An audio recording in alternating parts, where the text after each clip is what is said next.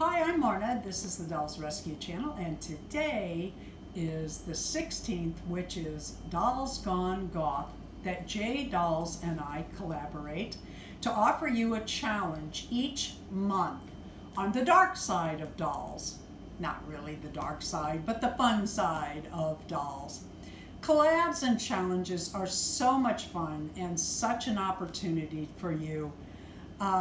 You get to know other YouTubers, you participate, a lot of times you pick up new subscribers and new more views.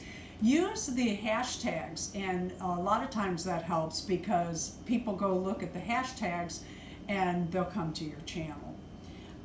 Today is Sugar Skulls, and I had two more outfits and one I just made at the end of April for this challenge. I can't find them. I put them up, and I've searched all my ups. And I made this dress for a Maya Rain using an 18-inch doll pattern. And I made adjustments to it so that it would fit her better. She has a more mature figure, and she is obviously thinner than they are. So not only did I take this in the top, but I also added darts in the front and the back. Okay, what I do with my patterns is I take them out, I see what pieces I need, like I'm working on dress A, and I'm making this for the 24-inch of Maya Rain, so I'm going to make changes to it.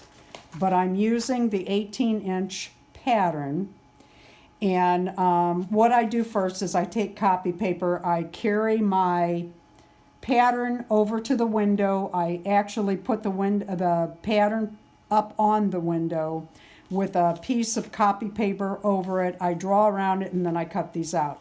That saves the pattern from being cut up, and also if you've never seen this, this is very thin tissue paper like stuff, and they don't last long if you use them frequently, sticking pins in them. So if you do this, not only does it last longer, if it gets worn out, you make another. Okay, because I took the sides in and I added darts not only in the front but in the back of the shirt, and I did this to fit the 24-inch shapely girl, it will matter with the pleats of my skirt. I cannot do it the way they show it here or it won't fit. So what I am doing, and let me tell you how I did my darts real quick. I do my darts by making my top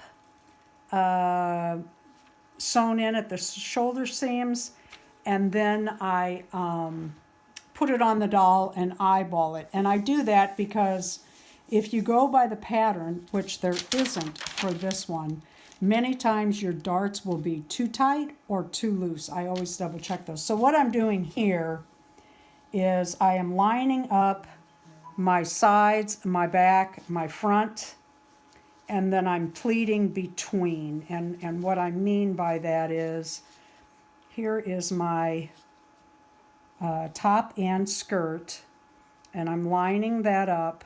That'll get a finish stitch that'll tuck under for the closure.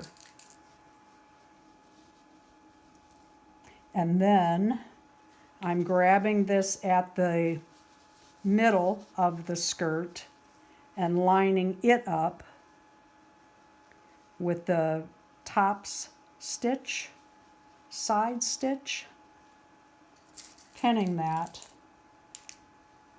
and then I am pleating my skirt between. And how I do that is I'm turning and turning in and then out. See what I'm saying? They're facing the opposite directions because that's how they have done it on the pattern.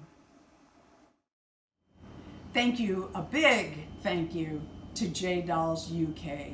Be sure to go by Jay's channel and see what she has today. She made the cutest dress in the reminder. And she's going to be showing that on a doll, I'm sure. Each month we offer something, or we offer a word, and you can do anything around that word that you want with your dolls. Dolls Gone Goth Angry Bridesmaid is the next challenge.